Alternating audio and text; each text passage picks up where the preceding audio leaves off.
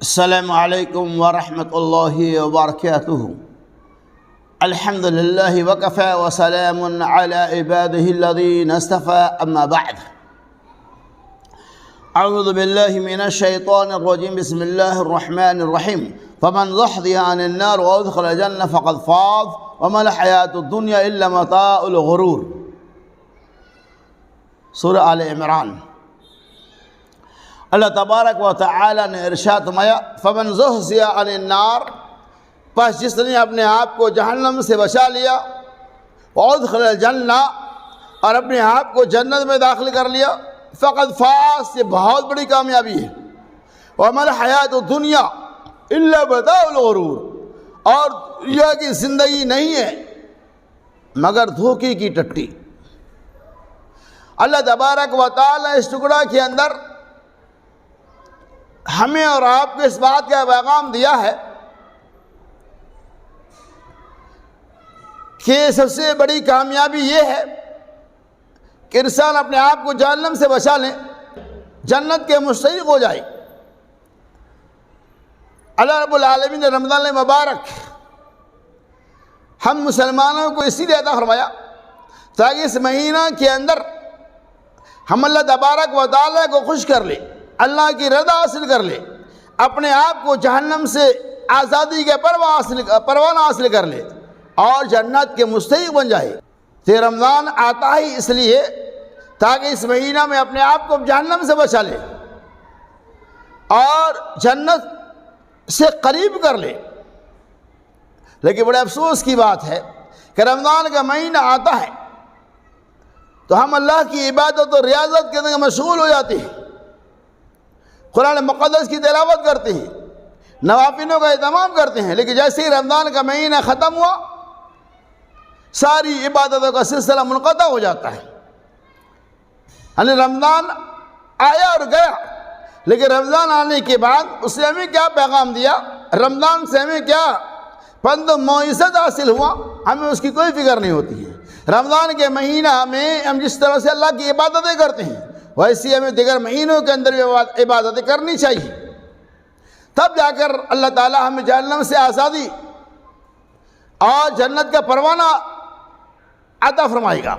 لیکن بڑے افسوس کی بات ہے کہ رمضان آتا ہے ہم متقی بن جاتے ہیں، رمضان جاتا ہے ہمارے اندر سے تقویٰ کی ساری صفات نکل جاتی ہے، دور دور تک ہمیں تقویٰ نظر نہیں آتا۔ میرے دوستوں، بزرگوں، عزیز ساتھیوں، رمضان کا مہینہ اس لیے آتا ہے تاکہ ہم عبادت و ریاضت کے اندر اور زیادہ تقرب حاصل کریں۔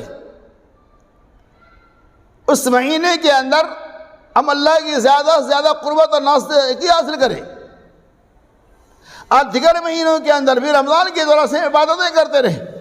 یعنی رمضان کا مہینہ مشق کے لیے، رمضان کا مہینہ ٹریننگ کے لیے آتا ہے، ورنہ رمضان آیا اور گیا ہمیں کیا فائدہ ہوا؟ رمضان کا فائدہ یہ ہے فمن زحزح عن النار، اپنے آپ کو جہنم سے بچا لو، وادخل الجنہ، اور اپنے آپ کو جنت میں داخل کر لو، یہ رمضان کا مقصد۔ لیکن بڑے افسوس کی بات ہے کہ مسجد کے در و دیواریں ہمیں پکار رہی ہے، آواز دے رہی ہے، کہاں گئے رمضانی نمازی؟ لیکن ہمیں اس کا کوئی احساس نہیں۔ میرے بھائیوں، دوستوں، بزرگوں، عزیز ساتھیوں،